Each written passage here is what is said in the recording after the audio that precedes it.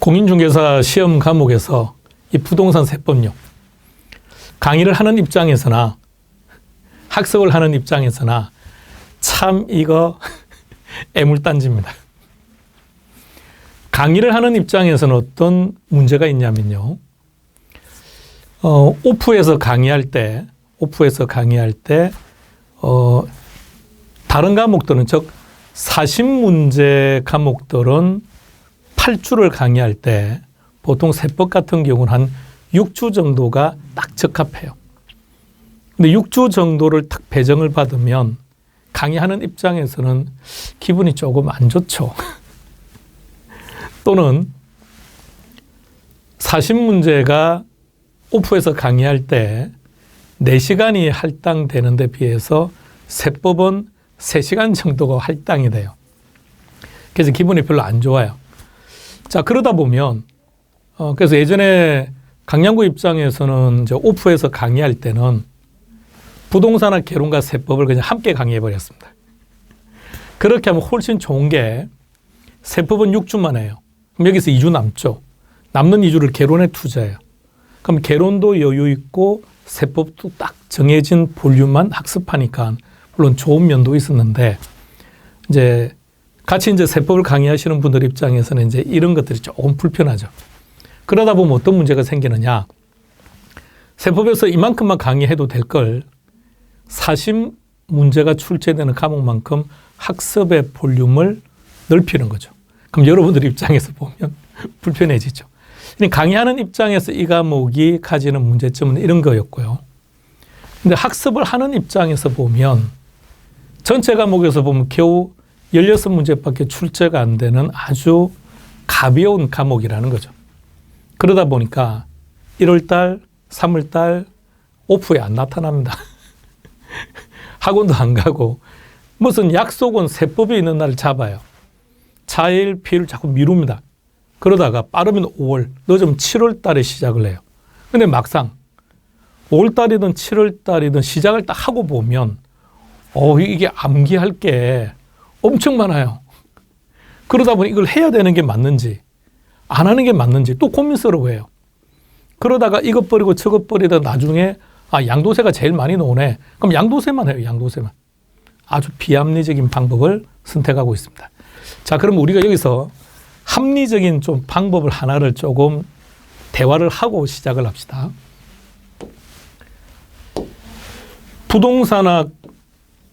부동산 세법이라고 하는 과목은 공시와 공시법과 함께 결합되어 있죠. 그래서 등기법하고 지적법하고 세법이라는 과목이 한 세트로 묶여서 한 과목으로 진행되는 거죠. 그래서 우리 시험 초창기 때는 말입니다. 한 분이 다 했습니다. 원래는 한 사람이 다 하는 게 맞아요. 그래서 한 사람이 다 했던 걸 괜히 이제 구분한다 싶고 이제 막 이렇게 분리를 시킨 건데, 그럼 이제 출제 문항수를 따지면 등기 12개, 지적 12개, 세법 16문제인데, 자, 여러분 정말 진지하게 대답해 보세요. 여러분들은 공시에서 24문제 중에 몇 문제 정도를 맞춥니까? 질문을 다시 한번 바꿔볼게요. 등기 12개 중에서 몇 문제를 맞춥니까? 자, 그래서 학원가에서는 뭐라고 얘기하느냐면 이제 쌤들끼리요, 이런 얘기를 합니다. 특히 이제 강양구는 이런 멘트를 잘 하는데, 지적은요, 안 해서 틀리고 등기는 어려워서 틀려서 결론 공시가 엉망입니다. 그래서 이 과목이 과락이 잘 나와요. 합리적이지 못하다는 얘기입니다. 그러니까 제일 처음에 공인중개사 시험 준비를 시작할 때 물론 아무것도 모르기 때문에 뭐 전략적으로 가기가 좀 힘들기는 하지만, 그러나 한 2달 정도 지나고 나면 좀 더 전략적일 필요가 있는데 전략적이지가 않습니다. 이 전략적이지가 않다는 것은 이게 여러 시간 학습하신 분들도 별 차이가 없는 것 같아요. 그래서 일단 조금 더 전략적일 필요가 있지 않을까요? 결론 우리는 합격만 하면 되는 거 아닙니까?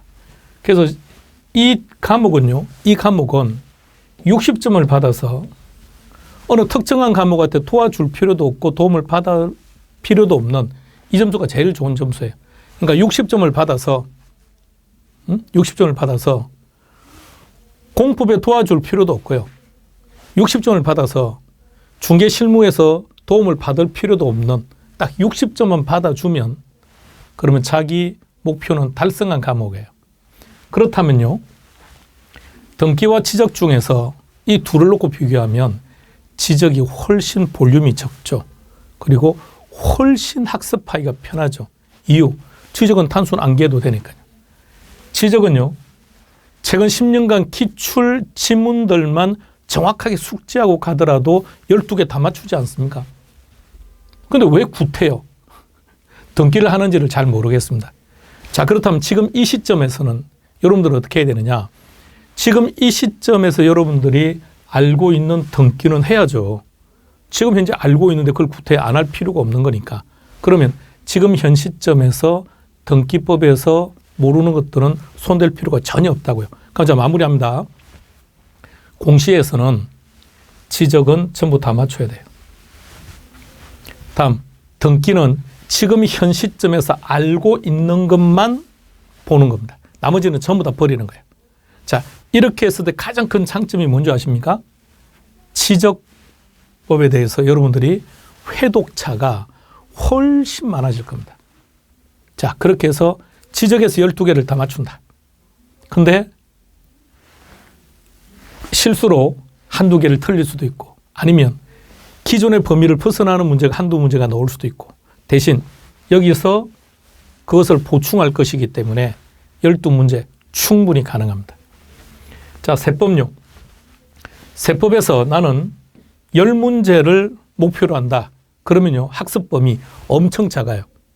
나는 10문제를 대상으로 한다. 그러면 납세 절차, 세율, 과세 표준, 과세 대상, 납세 의무자 이 정도만 해도 10문제는 해결합니다.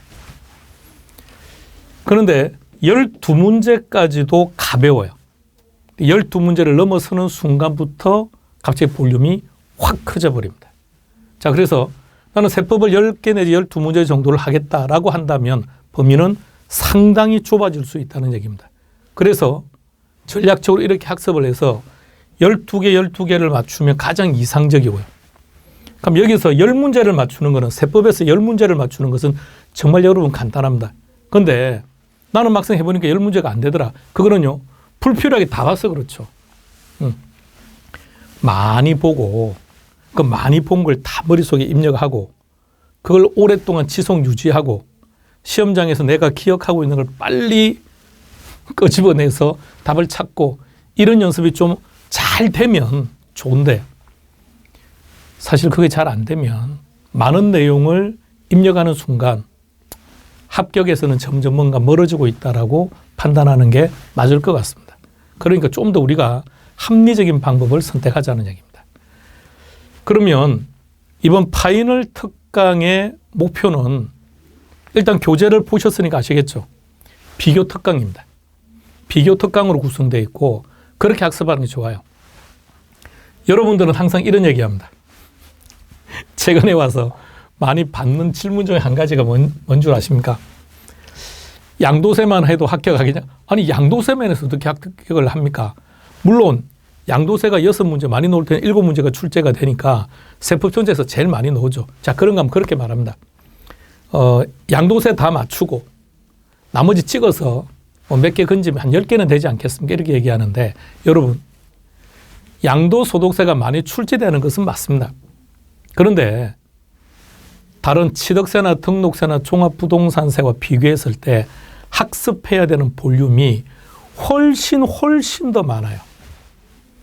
그렇다면 여러분들이 양도세에서 6문제를 맞추는 걸 버리고 취득세, 등록면허세, 종합부동산세, 재산세를 학습하는 것이 실제 학습하는 볼륨은 양도세만 하는 것보다 더 작아요.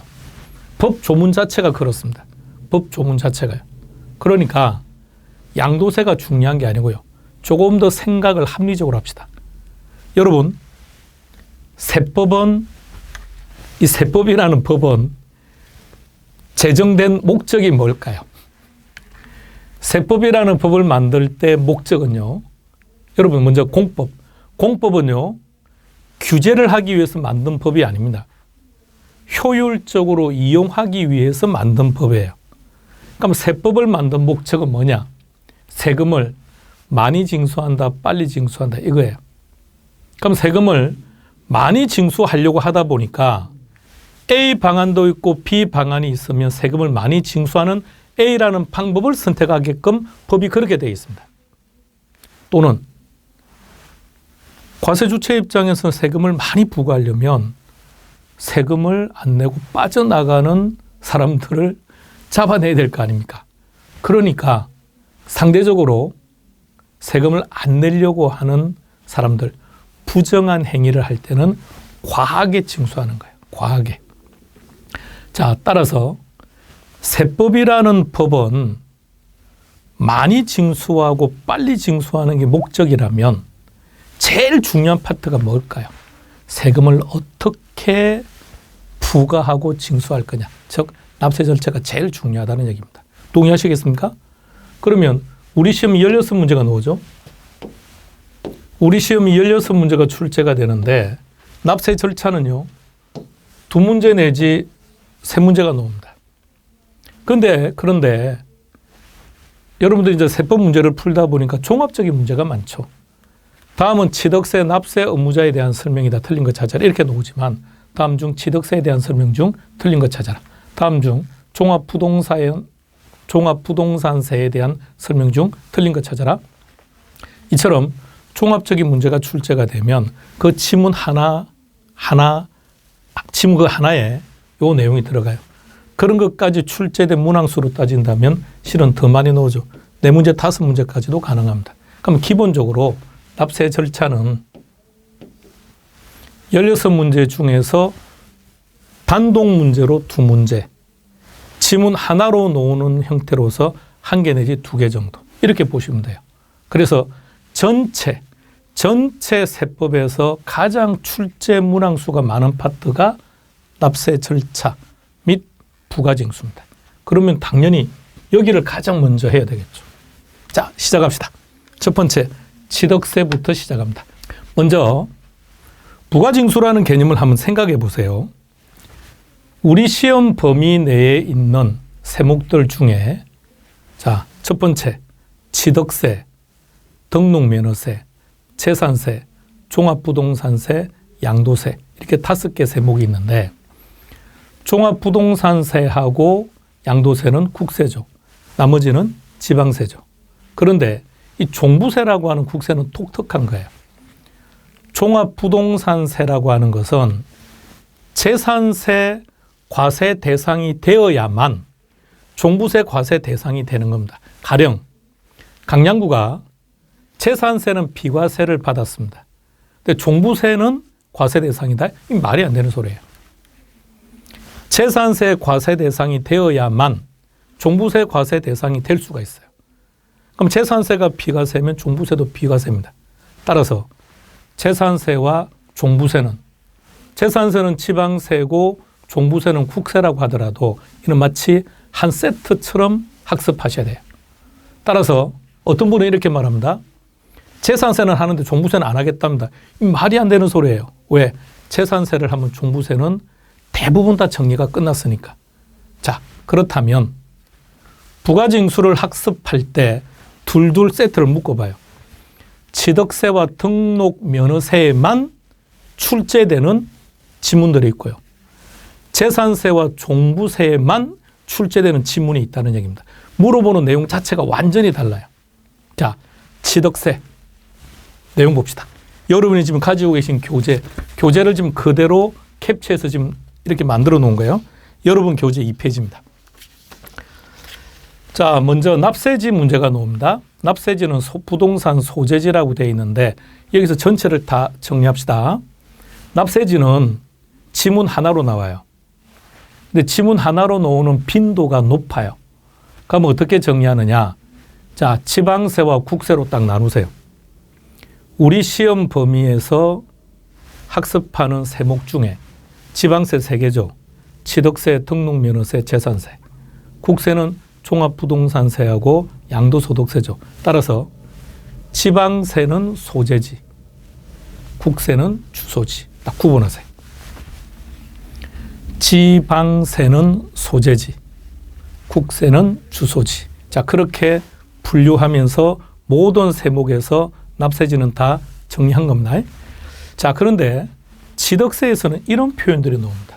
동그라미 1번이면 이게 시험에 자주 나와요. 납세지가 분명하지 않을 때는 어떻게 하느냐? 그럼 제일 좋은 게 취득물건 소재지로 가면 제일 좋겠죠. 자, 그런데요. 잘 보세요. 앞서 말했듯이 이 두 개의 표현은 여기 동그라미 1번, 2번 이 두 개의 표현은 똑같은 게 등록면허세에도 있습니다. 여러분들은 지금 이런 것들을 정리하세요. 그래야 자, 이런 걸 기억하고 있어요. 이런 걸 여러분들이 기억을 하고 있다고. 왜? 문제를 막 풀다 보면 기출 문제를 보다 보면 이런 질문들이 자주 나왔으니까. 그런데 뭐가 문제냐면 재산세, 종부세, 양도세에는 이런 지문이 안 나와요. 이런 표현이. 왜? 법조문에 이런 게 없으니까. 자, 그러면 자, 정확하게 이런 지문은 취득세와 등록면허세에서 나오는 거고 재산세와 종부세에서 제일 중요한 거는 납기다. 이렇게 딱 구분해서 학습하면 훨씬 학습량도 작아지고 문제의 답을 찾을 때 아주 명확하게 찾을 수 있다는 얘기입니다. 그러면 등록면허세에는 납세지가 분명하지 않으면 어떻게 될까요? 등록관청 소재지입니다. 여러분 교재 3페이지를 한번 찾아볼까요? 여러분 교재 3페이지 등록면허세 부가징수 동그라미 1번 보세요. 납세지가 분명하지 아니한 경우에는 뭐라고 되어 있습니까? 등록관청 소재지. 그럼 지금 여러분들이 이 비교 특강에서 학습할 내용은 어떤 거냐? 이런 지문은 어떤 세목에서 출제가 되고 어떤 차이가 있는지 그것만 정확하게 구분하세요. 자, 등록면허세는 우리가 등기나 등록을 해야 될 거 아닌가요? 등기나 등록은 어디서 합니까? 제일 간단한 게 등기소에 가서 하는 거죠. 그 등기소 같은 거 우리는 등록관청이라고 하는 거죠. 그러니까 등록관청 소재지가 된다고요. 자, 똑같이 갑니다. 동그라미 2번. 같은 취득 물건이 둘 이상의 지자체에 걸쳐 있대요. 골치 아프죠. 취득세는 과세 주체가 어떻게 됩니까? 특광도죠. 그럼 이렇게 한번 생각해 보세요. 경상남도하고 경상북도하고 이번에 강양구가 토지를 매입을 했는데 이 토지는 내가 총 100평을 샀는데 100평 중에 70평은 경상남도에 소재지를 두고 있고요. 나머지 30평은 경상북도에 있다고 합니다. 자, 그러면 세금 어떻게 내야 될까요? 자, 이렇게요. 답 나왔죠? 자, 이번에 토지를 하나 매입했는데 이는 경상남도고 여기는 경상북도래요. 그래서 이번에 매입한 토지가 이렇게 걸쳐져 있대요. 경상남도에는 70, 경상북도에는 30. 그래서 시험 지문이 어떻게 잘 나오느냐? 면적 기준으로 안분한다. 그럴듯하죠. 이렇게 생각하세요. 지금 세법이라고 하는 것은 세금을 부과하는 거죠. 세금을 부과할 때는 항상 기준이 돈이겠죠. 자, 경상남도, 경상북도의 요 일정한 이 부분의 지가에 차이가 존재하겠죠. 만일에 경상북도에 있는 요 부분의 지가가 상당히 비싼 토지라고 전제합시다. 그러면 면적은 30%밖에 안 된다고 하더라도 지가로 따지면 훨씬 비쌀 수도 있다는 거 아닙니까? 따라서 이런 지문이 나올 때 면적을 기준으로 안분한다는 말에는 무조건 X. 무조건 X. 그래서 뭘 기준으로 한다고요? 시가 표준액 비율로 나눕니다. 시가 표준액 비율로 나눈다. 자, 그러면 이 똑같은 지문이 등록면허세에도 있습니다. 여러분 교재 3페이지 가세요. 자, 3페이지 찾았습니까? 그 동그라미 2번 보세요. 같은 등록에 관계되는 재산이 둘 이상 지자체에 걸쳐 있을 때는 어떻게 하느냐? 똑같아요. 등록관청 소재지가 됩니다. 연결해서 같이 기억합니다. 따라서 이 지문은 취득세에도 있고 등록면허세도 있는데 등록 면허세일 때는 무조건 등록관청 소재지가 기준이 되더라. 다음 두 번째 징수 방법으로 갑시다. 취득세는 왜 신고 납부일까요? 보통 징수가 아니고 신고 납부하는 이유가요. 그러니까 이걸 여러분 세법을 학습할 때는 과세 주체 입장에서 학습을 해야 돼요. 그러면 과세 주체가 대한민국 국민이 언제 어디서 어떤 자산을 얼마 주고 샀는지 뭔 수로 포착합니까? 그걸 포착할 수 있는 방법이 없죠. 그러려면 그거 포착하려면 얼마나 많은 공무원이 있어야 될까요? 자, 그러니까 포착을 못 한다고요. 그러니까 뭐라고 하느냐? 여러분들이 납세 의무자 여러분들이 자진해서 계산해서 신고 납부해 달라는 얘기입니다. 자, 그래서 우리가 부동산을 샀습니다. 그래서 신고 납부를 했습니다. 그럼 우리 명의로 당연히 등록도 되어 있겠죠. 그럼 이제 과세 주체 입장에서는 세원이 확실하게 파악된 거죠. 무슨 시 어디에 소지하는 어떤 부동산은 강양구가 가지고 있는 거야 라는 것을 과세 주체가 포착을 했으니까 그 다음부터 세금을 부과할 때는 그냥 그 사람한테 부과를 하면 되겠죠. 과세 주체가. 그게 재산세고 종부세죠. 그러니까 재산세나 종부세에서는 이런 말이 존재할 수가 없다고요. 그러니까 이런 표현은 취득세하고 등록면허세에서만 놓을 수 있는 형태라는 얘기입니다. 자, 계속 갑니다. 자주 나옵니다. 이 부분. 자, 취득세는 신고 납부합니다. 그런데 언제부터 언제까지입니까? 취득한 날부터 60일 이내예요. 자, 그런데 상속세와 증여세를 보세요. 아니, 원칙이 취득세는 취득한 날부터 60일 이내에 신고하고 납부를 하면 되는데 상속은 6개월, 9개월, 증여는 3개월. 기간이 갑자기 확 달라졌어요. 왜 달라졌을까요? 상속 및 증여세법에 보면 이렇게 되어 있습니다. 상속세법에 그러면 상속받은 사람이 상속세를 내야 되는데 언제까지 내면 되는데 언제까지 상속세를 내느냐? 상속세를 신고 납부하는 것은 상속 개시일이 속하는 달의 말일부터 6개월, 만일 주소를 외국에 두고 있을 때는 9개월이라고 되어 있습니다. 그 법에 상속 및 증여세법에 그 법 조문을 그대로 가져온 거예요. 자, 그래서 상속은 상속 개시일부터가 아닙니다. 장난치면 그렇게 장난치는 거예요. 상속 개시일부터가 아니라 상속 개시일이 속하는 달의 말일부터 6개월, 주소를 외국에 두고 있다면 9개월. 9개월도 기억하셔야 됩니다. 다음에 증여입니다. 증여는 3개월. 자, 구분해 봅시다. 증여는 증여받은 날이 아닙니다. 취득일이 속하는 달의 말일부터. 자, 여기서 한 가지 더 정리하고 갑시다. 취득세 파트입니다. 증여는 취득 시기가 언제죠? 계약일. 그죠? 계약일. 잘 기억합시다. 상속은 상속 개시일이지만 증여는 계약일. 동그라미 4번입니다. 토지거래 허가구역이랍니다. 허가를 받기 전에 대금을 완납했답니다. 자, 이런 경우 대금을 먼저 완납을 했다고 하더라도 그건 필요 없어요. 언제부터? 허가일부터 60일 이내. 자, 이 네 가지 알면 돼요. 요거. 자, 다음 파트 한번 가볼까요? 추가징수라는 개념도 한번 봅시다. 추가징수라는 개념. 1번. 중과세 대상이 되었을 때라는 말이 나오네요.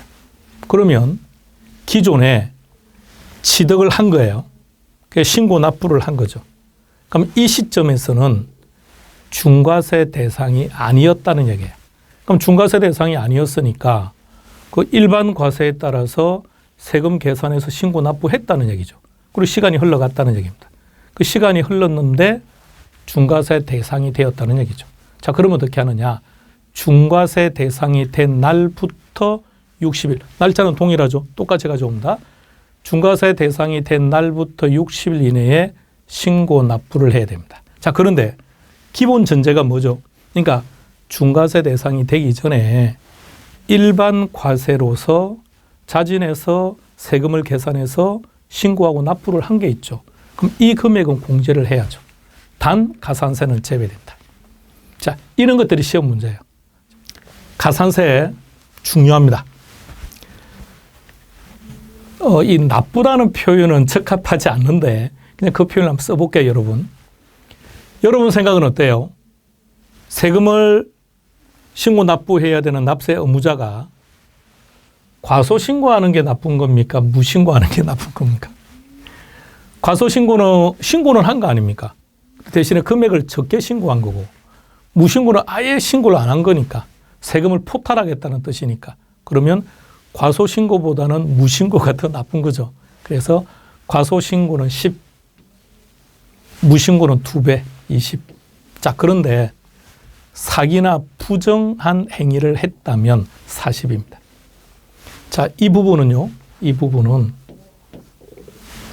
가산세가 한 문제로 출제되지는 않습니다. 지문 하나로 출제가 돼요. 그런데 지금 우리가 학습한 1번은 우리 시험 과목에 속하는 세목 모두가 다 동일합니다. 모두가 다 동일하기 때문에 어딘가의 지문 하나로 그냥 해마다 시험 문제다. 그냥 이렇게 생각하시기 바랍니다. 그래서 동그라미 1번 다시 한번 정확하게 지금 암기하고 갑시다. 그 다음 제일 마지막 내려가 보세요. 법인입니다. 법인. 우리가 세법을 학습하다 보면 개인에 비해서 법인에 대한 혜택이 더 많아요. 근데 법인에 대해서 왜 혜택을 많이 주느냐? 여기는 객관적인 자료들이 있기 때문에 그래요. 그래서 법인에 대해서는 반드시 장부를 비치하라고 요구합니다. 그런데 그 장부가 비치되어 있지 않더라? 그럼 거기에서 그 부분에 대해서 가산세가 부과되는데 10%입니다. 이 부분도 자주 언급됩니다. 정말 중요한 거는 이겁니다. 중가산세입니다. 중가산세가 가장 중요합니다. 의미를 생각해 봐요. 왜 중가산세를 부과할까? 납세의무자가 뭔가 부정적인 행위를 했다는 얘기입니다. 따라서 신고하지 않고 매각. 그럴 때는 80%의 중가산세. 보세요. 이 경우보다 훨씬 많이 부과해요. 그러면 미신고하고 신고 안 했다는 얘기죠. 여러분, 취득세는 안 냈는데 등록면허세를 냈다. 이 말이 안 돼요. 왜냐하면 취득세를 신고 안 했는데 자기 명의로 등록을 했다? 이 말이 안 되거든요. 그러면 기본적으로 취득세, 등록면허세 다 안 내고 그리고 처분을 했다면 양도소득세도 안 낸다는 얘기죠. 이게 전형적인 투기입니다. 그래서 이런 경우에는 80%의 중가산세를 적용하는데 단 다음의 경우에는 제외하겠답니다. 두 가지입니다. 간주취득하고 등기를 요하지 않는 경우하고 등기를 요하지 않는 경우는 어쩔 수 없는 거죠. 따라서 간주취득의 종류는 우리가 취득세, 과세 대상할 때 이미 많이 정리했으니까 간주취득과 등기를 요하지 않는 경우에는 중가산세를 적용하지 않는다. 자, 그렇다면요. 그렇다면 지목 변경에 대해서 신고하지 않고 매각을 했다면 가산세를 부과하겠다는 겁니까? 안 하겠다는 겁니까? 표현을 정확하게 해요. 간주취득인 경우에는 중간산세를 제외하겠다고요. 그러니까 80%를 적용하는 것이 아니라 뭘 적용하겠다는 겁니까? 20%를. 신고 안 했으니까 무신고죠. 이 부분 정확하게 해요. 그러니까 이 두 가지의 경우에는 가산세가 부과되지 않는다는 뜻이 아니라 중가산세가 부과되지 않는 것이고 일반 가산세는 부과하겠다는 얘기입니다. 자, 여기까지 정리하고 우리 커피 한 잔 마시고 계속 이어가겠습니다.